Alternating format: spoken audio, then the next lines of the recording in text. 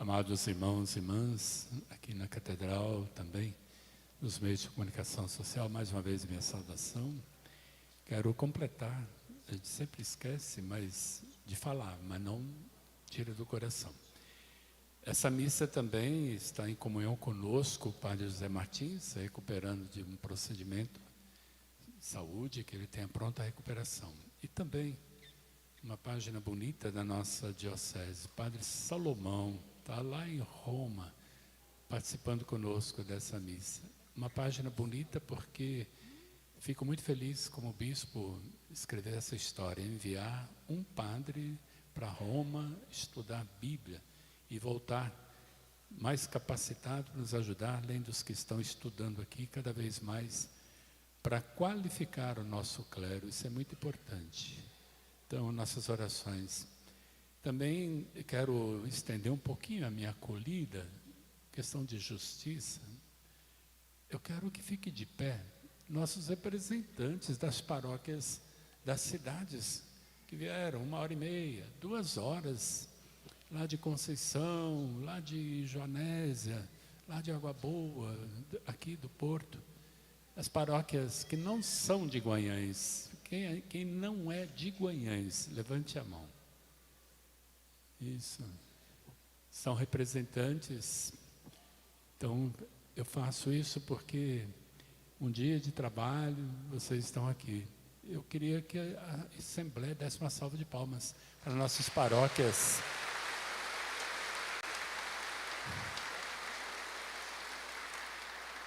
Não é fácil. Estradas perigosas, buracos. Agora não tem atoleiro porque não está chovendo, mas a gente sabe dos desafios. Pode sentar. Mas eu não posso também deixar de agradecer a Deus, dizer que se vocês querem ver um bispo feliz, é só olhar para mim. Por quê?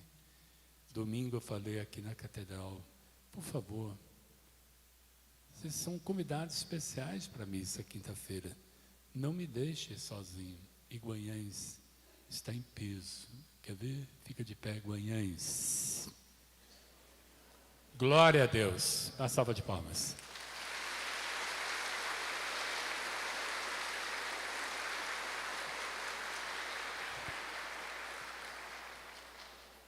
Por que eu falo isso? Não é questão de ibope, é questão de valorizar esta missa. Essa missa ela é muito importante. Por que importante? Porque nela, essa missa de fato, ela, costumeiramente, melhor dizendo, ela é celebrada na Quinta Santa de manhã, instituição do Ministério do Sacerdócio, Sacramento da Ordem. Por questões pastorais, a Igreja nos concede a permissão de celebrar hoje, próximo da Páscoa. E aqui é tradição celebrar numa quinta antecedente da Quinta Santa, para que favoreça a participação do clero que estão trabalhando aí nos mutirões da confissão ou atendendo confissão na sua paróquia e correndo e preparando a Semana Santa. Esses homens de Deus, às vezes, não tem nem tempo para descansar. Para comer tem, porque a comida é boa nos mutirões, né? É um momento de fraternidade, isso é muito bom. Quero desejar agradecer muito a Deus por esse clero pequeno, mas muito simples, mas muito trabalhador, muito dedicado. Amém? Pode dar uma salva de palmas também.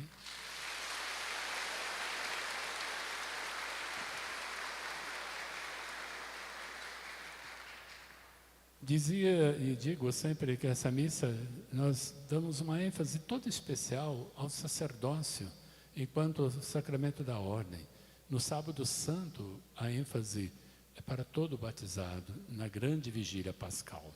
Então hoje a ênfase é dada aos nossos padres, à frente de nossas comunidades. Não porque são mais importantes, mas porque são os primeiros para amar e servir a comunidade e ensiná-la a viver de tal modo. E além do que é chamada de missa de unidade, do presbitério e de representantes ao redor do altar, com a presidência do bispo. Creio que Dom Marcelo experimentou isso, e eu vou dar um testemunho. É nessa missa que a gente sente uma paternidade indescritível, numa ordenação ou também numa missa da unidade, porque aqui tem padre, tem seminarista, tem religiosa, se houver, teria, e tem também o povo de Deus, e vocês são meus filhos e filhas, e a minha esposa é a igreja, minha esposa são vocês. Então hoje é também uma experiência paternal que o bispo realiza na sua diocese. Por fim, não menos nem mais importante, nessa missa, que eu falei que não se perde de modo algum, tem que estar no nosso roteiro, se não presencial, tem que ser também virtual, por isso a transmissão. Essa missa nós temos a bênção dos óleos, olha ali, 3 cores, o verde dos óleos dos catecúmenos, o roxo, o óleo dos enfermos, e o vermelho, o óleo do crisma, para as ordenações presbiteral, e tivemos uma recente, vamos ter uma em maio, se Deus quiser. Aliás, será o 10º padre que eu vou ordenar em tão pouco tempo. Deus seja louvado.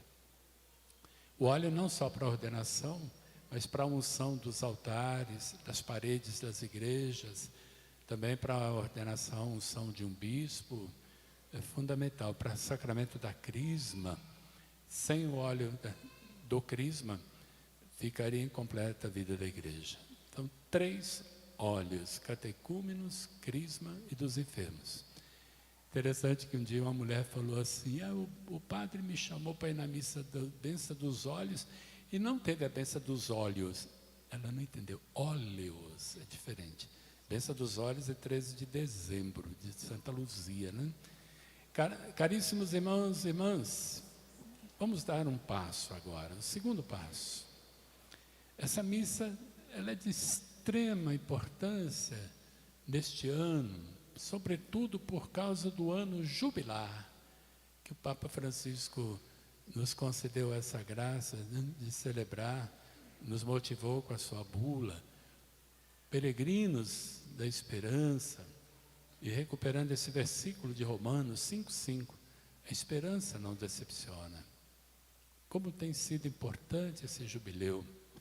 E também no contexto, e antes que eu me esqueça, hoje o Papa Francisco, humildemente, andando pela Basílica de São Pedro, foi maravilhoso, uma simplicidade, despojamento total.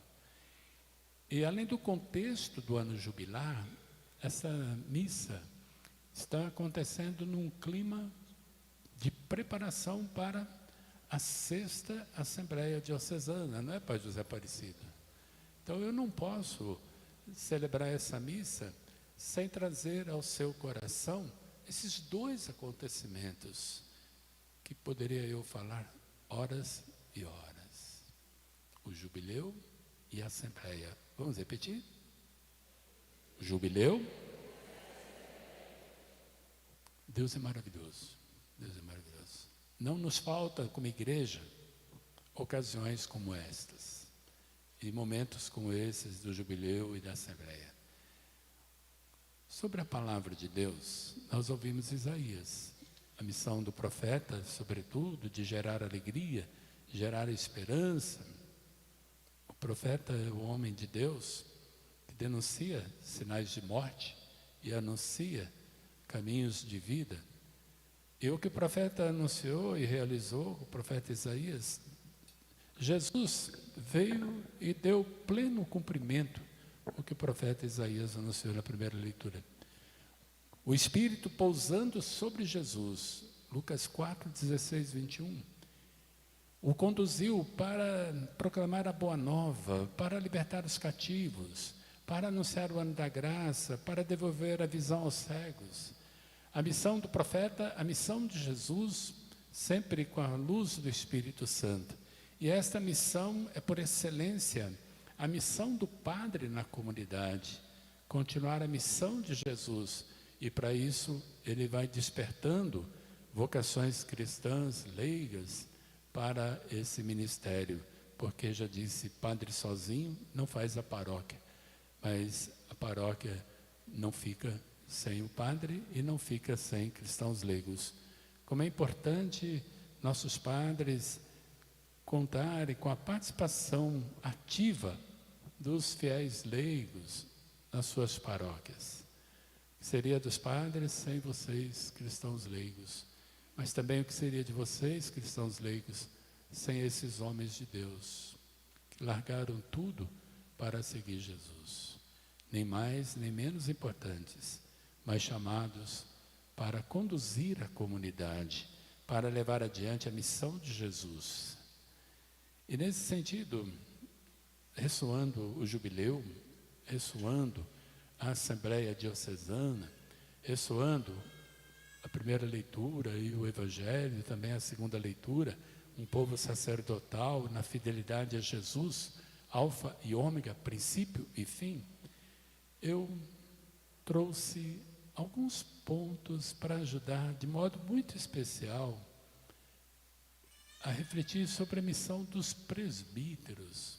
Padre, presbítero, mesma coisa. Mas eu gosto de falar presbítero. Eu encho a boca para falar, né? Padre, pai, presbítero, ancião, aquele que conduz a comunidade. E eu destaco aqui alguns aspectos que devem marcar a vida de um presbítero. Coincidentemente, eu não tinha percebido. 10 itens. Presbítero. Queridos padres, dirijo-me de modo agora muito especial a vocês. E que o povo de Deus depois vos ajude a lembrar. Depois eu posso disponibilizar, vai ficar também gravado, para que todos ouçam novamente esta homilia. Porque na missa da unidade, eu creio que o bispo, mais do que nunca, aponta o rumo da diocese. Se há uma coisa que eu não tenho dúvida, que essa diocese sabe para onde caminha. Em comunhão com a CNBB e, acima de tudo, em comunhão com o Papa Francisco. Quem não tiver com o Papa, quem não tiver com a igreja da CNBB, está em falta de comunhão com os bispos, falta de comunhão com o Papa. Isso é inadmissível. 10 pontos, evidentemente que eu não posso explorar tudo. Talvez alguns eu apenas anuncie. Sempre esse pano de fundo que eu já falei. Jubileu, Assembleia e a Palavra de Deus. Em primeiro lugar, o padre, o presbítero, tem que ser, senão está no lugar errado, homem da esperança. Homem da esperança. Trago um pensamento, para não faltar, de um grande amigo nosso, Santo Agostinho.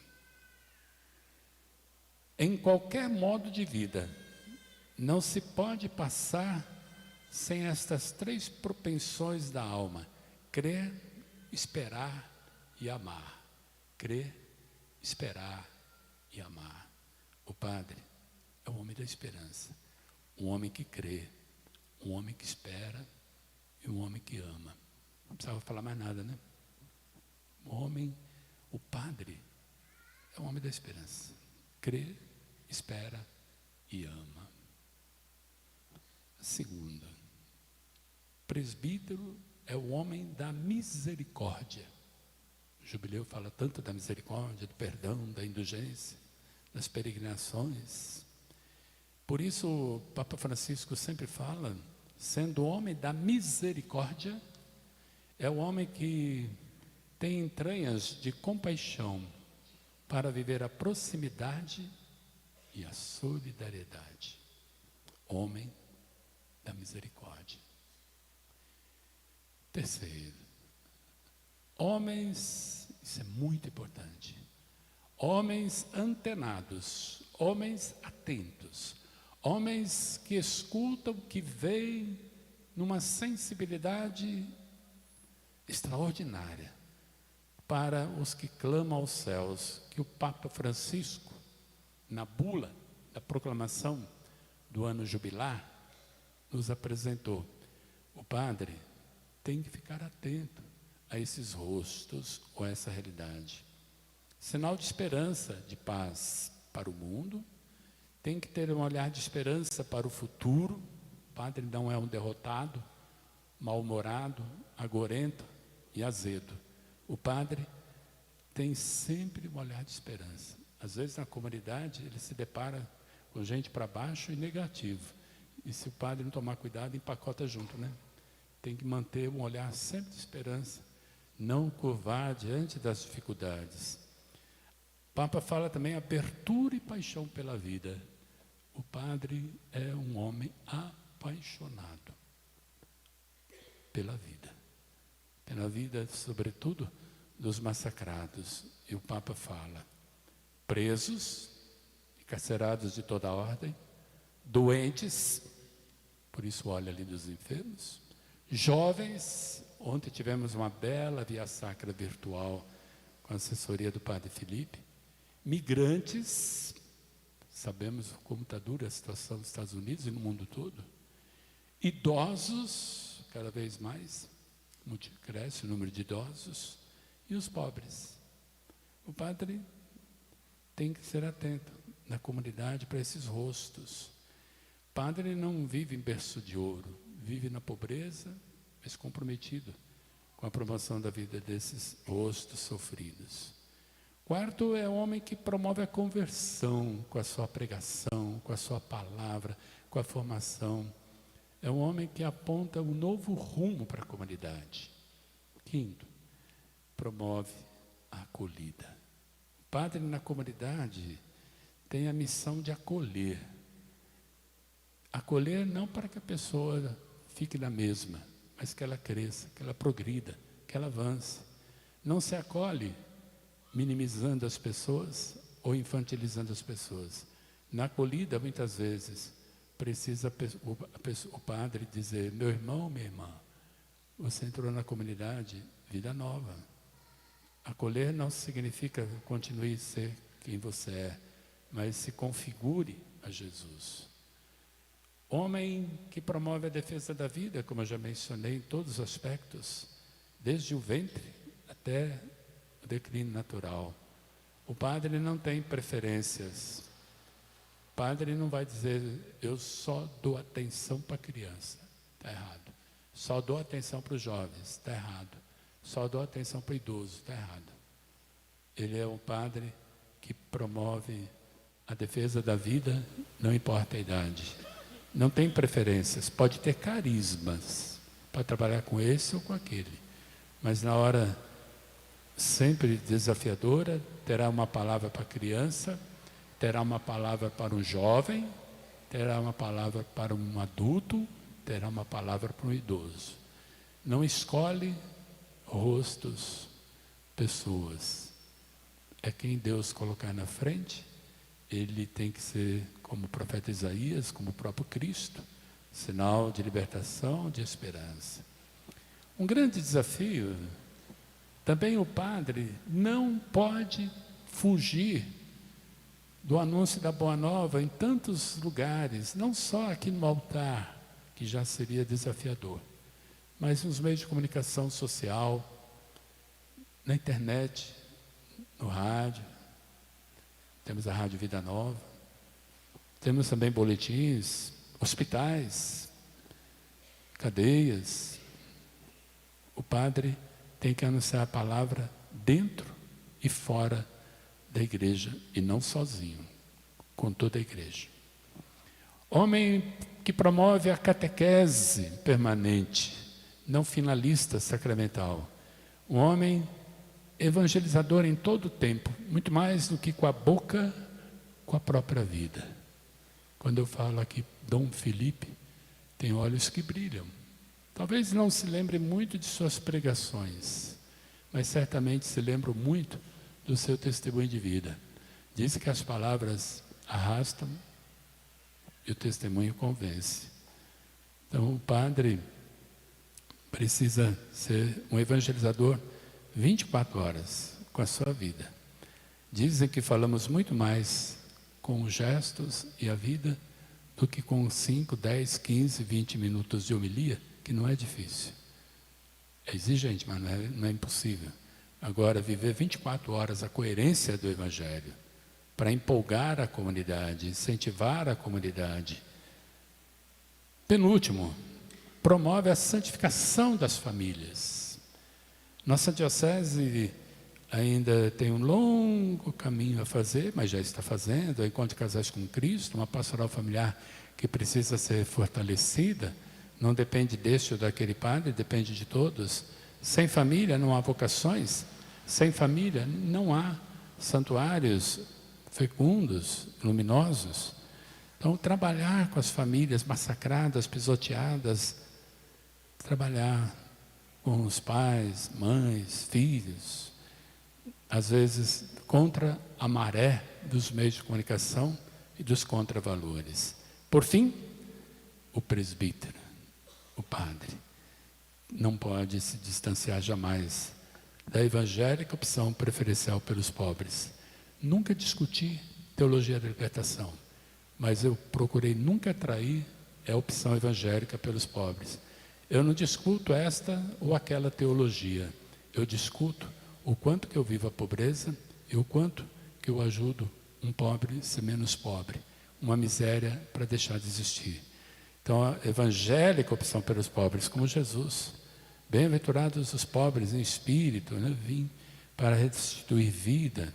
Então, o compromisso com o pão, com a vida, com a alegria, com a saúde, com a educação, com a casa comum, como fala a campanha da fraternidade. O padre, o presbítero, não pode nunca esquecer a evangélica opção preferencial pelos pobres. Se vive muitas vezes a pobreza antes da formação, mas pode ocorrer de negá-la depois com o sacramento alcançado. Então, a coerência de vida. Rogo a Deus que o Espírito Santo derrame sobre nós os 7 dons: sabedoria, discernimento, conselho, fortaleza, ciência, temor e piedade, sobre os padres, sobre toda a comunidade.